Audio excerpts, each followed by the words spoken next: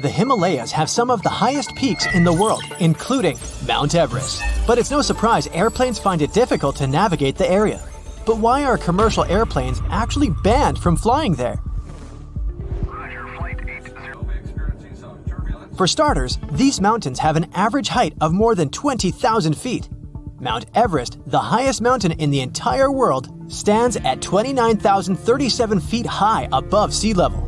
The area is rough, filled with snow, and has almost no flat surfaces. In case of sudden cabin depressurization, it would be really difficult to perform an emergency landing, since there's literally no flat area there.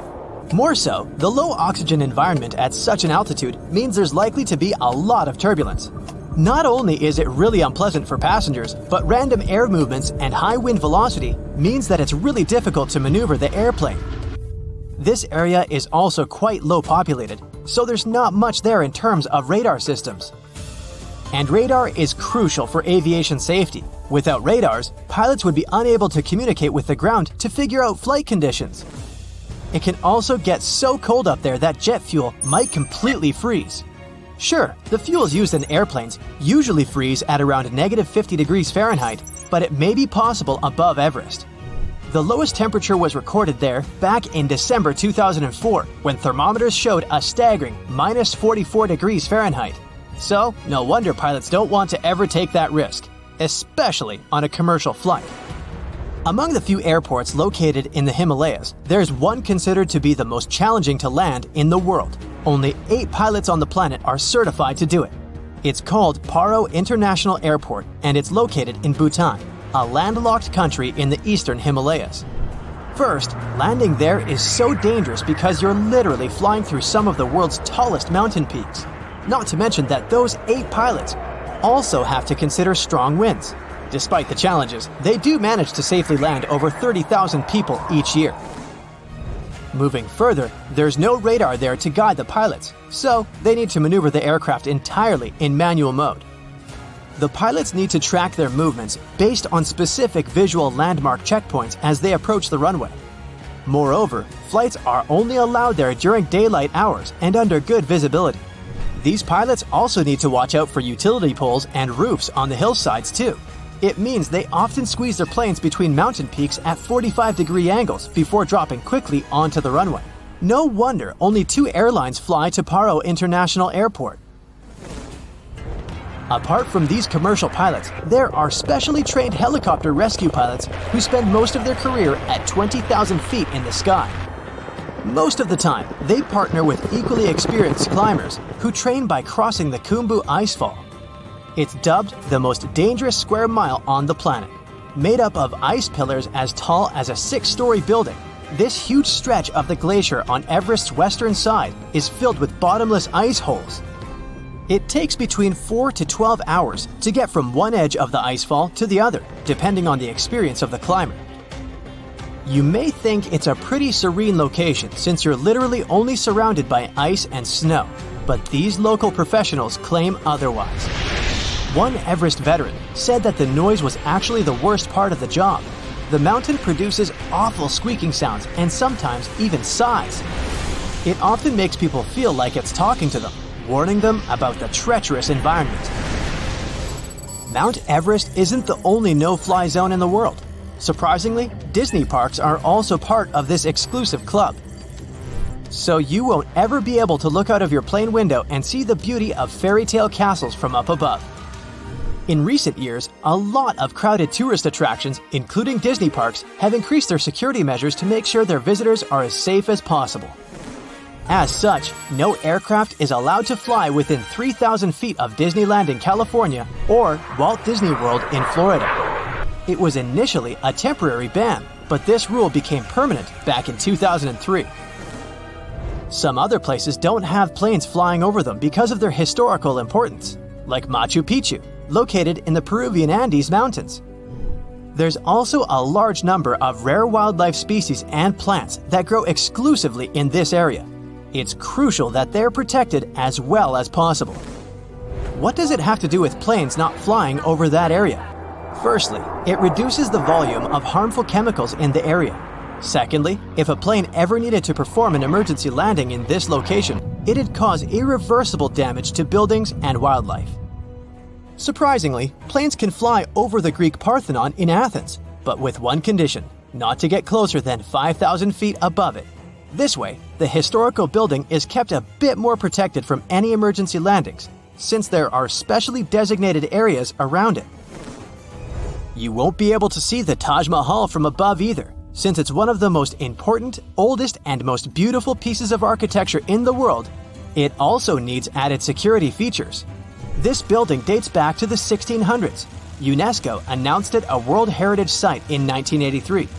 The Indian authorities set up a no-fly zone above it in 2006. They did it to safeguard not only the building itself, but also the crowds of tourists that come there each year, 7 to 8 million people. Buckingham Palace is well known for being the residence of British monarchs. So, for the Queen's security, a no-fly zone was set up here too. Planes aren't allowed to fly over Windsor Castle either, to make sure the royal family is equally protected. Other important British buildings with no-fly zones include Number 10 Downing Street, the British Prime Minister's official residence and office, and the Houses of Parliament. George Washington's home in Mount Vernon, Virginia, can only have planes flying above it at more than 1,500 feet. The historical wooden mansion was built for President George Washington between 1758 and 1778. Unfortunately, the building has seen a lot of damage over the years, so in an effort to preserve it better, authorities decided to prohibit vibrations produced by flying aircraft. That's why another no-fly zone was established there.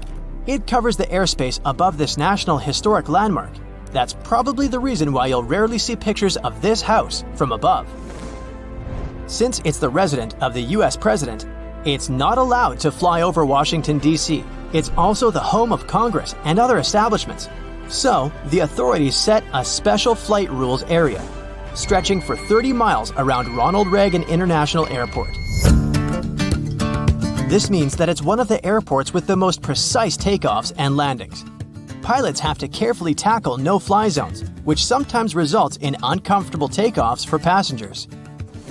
Whenever a pilot breaks a no-fly zone, it's a big problem, like the one that happened back in 2005, when a pilot accidentally steered the plane into a prohibited zone.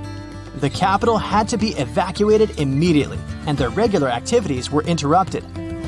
Other capitals of the world have similar requirements, like Budapest, for example. In the capital city of Hungary, planes aren't allowed to fly over the ancient inner city of Pest and the Buda Hills. Almost all air traffic is generally prohibited above Paris too, with some exceptions, aircrafts flying no lower than 6,500 feet. Flying helicopters are also a big no-no within the city limits. Only certain choppers undertaking precise missions can get special authorization. Generally, passenger planes aren't allowed near the island of Manhattan either, partly because of the really tall buildings there and the added risk of collision, but mostly because all three major New York airports, John F. Kennedy International Airport, Newark Liberty International Airport, and LaGuardia Airport are very close to each other, so the air traffic in the area has to be really well thought out to make sure the planes don't cross paths. That's it for today. So hey, if you pacified your curiosity, then give the video a like and share it with your friends. Or if you want more, just click on these videos and stay on the bright side. There are places on Earth over which planes can't fly.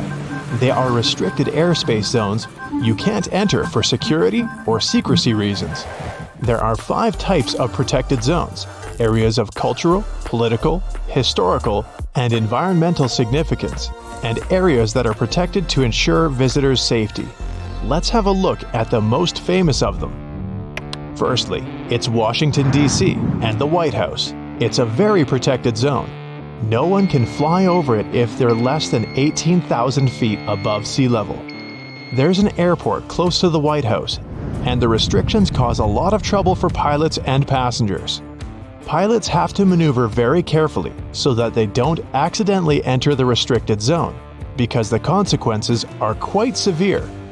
Passengers usually don't have a very pleasant time at the beginning of their flight, all because of the maneuvers pilots have to perform, trying to avoid entering the protected zone, Once, in 2005, a pilot accidentally veered into this zone, and just because of it, the capital was evacuated. They don't take any chances. If there's someone or something in the protected airspace, it's assumed to be dangerous by default. Next up is Camp David. It was built back in 1938 in the countryside of Maryland. Originally, the camp was called High Catoctin. Built in 1953, the USA's 34th President, Dwight D. Eisenhower, named it Camp David, in honor of his father and grandson. Camp David is the U.S. President's country residence. It is also used to host the representatives of foreign countries. Since there are so many important people staying in this place, there is a 3-mile no-fly zone around it and a 5-mile above sea level no-fly zone over it. The next place is also important to one of the former American presidents. The Bush family compound is the summer residence of George Bush's family in Maine. The family still visits there often, so you can't fly over this place if the altitude is lower than 1,000 feet above sea level. Another no-fly zone is the Kennedy Space Center. No one can travel over it if they're flying less than 5,000 feet above sea level. This place is so protected because of NASA's activities on and around the island. The next place is located here, in northern Minnesota, at the border with Canada. This is a wilderness zone called the Boundary Waters Canoe Area Wilderness. It's a national recreation area and the most visited wilderness area in the United States, where many people go hiking, fishing, and canoeing. The protection of this beautiful natural spot started in 1902. In 1949, the airspace over the entire region within 4,000 feet above sea level became protected too. Motorboats and snowmobiles are also prohibited there, all to protect the natural beauty and the wilderness of the place. Another place on my list is, you'd never guess it, Disneyland and Disney World. Since Disneyland's airspace has the protection level of the White House and the Kennedy Space Center, it's prohibited to fly over the theme park without a special waiver, and the restriction goes 3,000 feet above sea level. The law was introduced in 2003 to ensure the safety of the park and its visitors. These days, you'll never see a plane or even a single drone flying over the place, unless they've got a special permission waiver. Now, let's go global. It's not only the United States that has such bans. There are many more protected places like the ones I've already mentioned around the world. Let's start with this huge hole in the Earth's surface. It has a diameter of 3,900 feet. It's greater than the height of the tallest building in the world, the Burj Khalifa. In fact, it's 1.5 Burj Khalifas, and it's also more than 1,700 feet deep, which means the pit could fit a 140-story building. The giant pit is a diamond mine located in Mirny, a town in Siberia. The average winter temperature here is -31 degrees Fahrenheit. You can't fly a helicopter over the mine because it's dangerous. The mine is so big that it messes up with the flow of air. The air within the mine is way warmer than it is outside. And when these two airflows mix, it creates a vortex. If a helicopter flies by, the vortex will likely pull it in. Then the machine will lose altitude and crash. Another place is Buckingham Palace. Flying over this building is banned to protect the monarchs. The palace isn't just a place where the Queen resides. It's also Great Britain's administrative headquarters, where many meetings with foreign representatives are held. Planes can't fly over Windsor Castle as well, because that's where the royal family resides. Peru has banned planes from flying over its famous landmark, Machu Picchu, in 2006.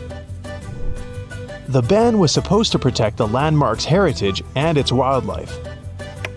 Next up is India's Taj Mahal. The mausoleum, completed in 1653, is located in Agra, in the northern part of India. It's one of the most recognized places in the world, and it's protected by UNESCO as the World Heritage Site.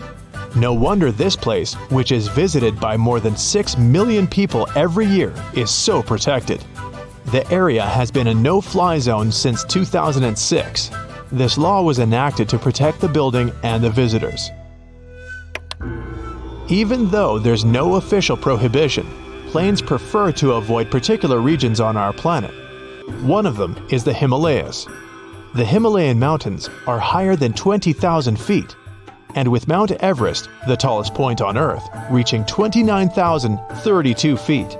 Most planes fly at about 30,000 feet, which is too close to the mountain peak. To maintain the minimum distance, planes would have to fly higher, which is impossible.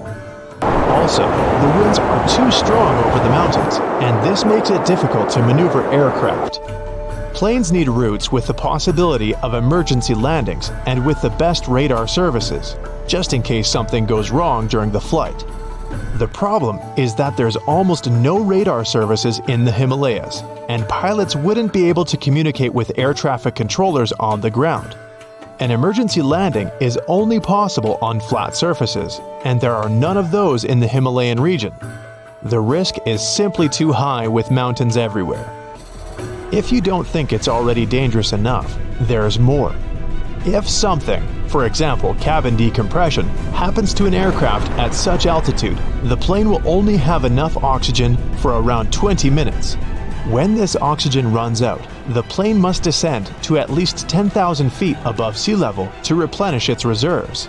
And that's impossible to do in the Himalayas because of the mountains all over the place. Another tough route goes over the poles. And to take that one, a plane needs special approval. The problem here is that the pole can mess up the aircraft's navigational system. Compasses there go totally wild and become of no use at all. Earth's North Pole has a very strong magnetic field that's constantly changing. If the magnetic field moves, the true north starts to differ from what pilots see on their devices. Then it gets difficult for them to find the correct runway. By the way, runways are named according to how far away from the true North Pole they are. If the magnetic field moves and causes the pilot to adjust navigation, they can't be sure whether they're going to land on the correct runway. So, only several planes actually fly there, and they have to go through special preparations, get particular navigational devices, and an approval to travel there. And still, no one flies directly over the North Pole. Even though aircraft fly over oceans and smaller bodies of water, if there's an alternative route that goes over land, the plane will always opt for it. Interestingly, flying over water is usually smoother than flying over land, especially at lower altitudes. That's because there's less turbulence there. The main reason for turbulence is hot air rising from the ground. When you fly over water, you don't have this problem, and the flight is more comfortable. Still, flying over land is safer. I don't know about you, but I'd rather go through a bit of shaking than have no opportunity to land in case of emergency. Planes that make transoceanic flights usually have 4 engines. For 2-engine aircraft, it's too dangerous. They prefer routes where there are many airports on the way that can accept this particular type of aircraft in case of emergency.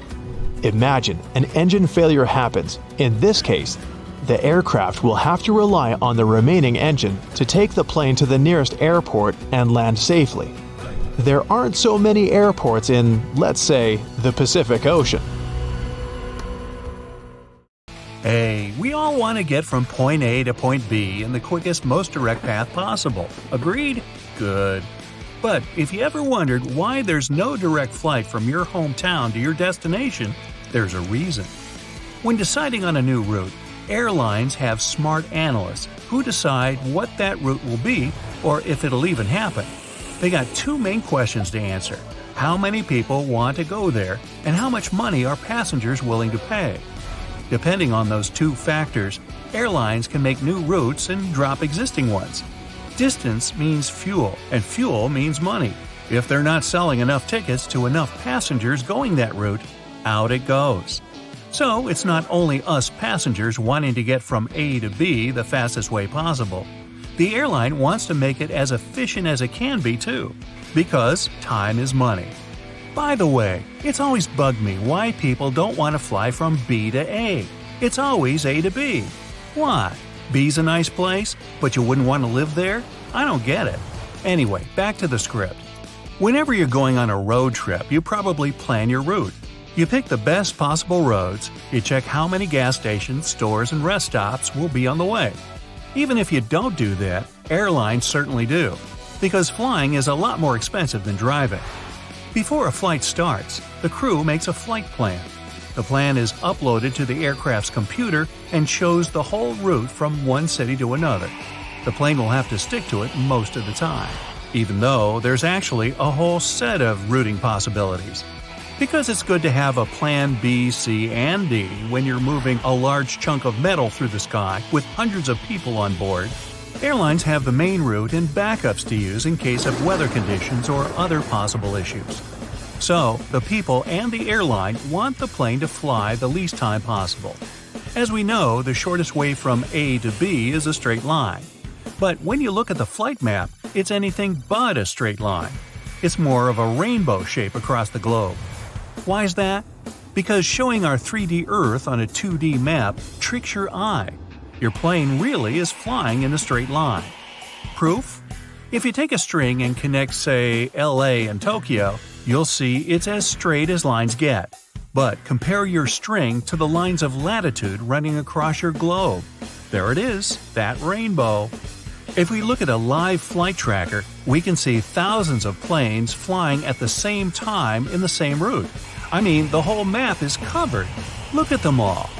Okay, now let's take for example the US and Europe. Planes from New York, Boston, Chicago, and plenty of other cities all fly to Germany, Spain, Greece, you name it. They're all in the same air at the same time and landing in Europe by morning. Turns out, the air highway is much busier than anyone thought. Imagine it happening on a highway on the ground.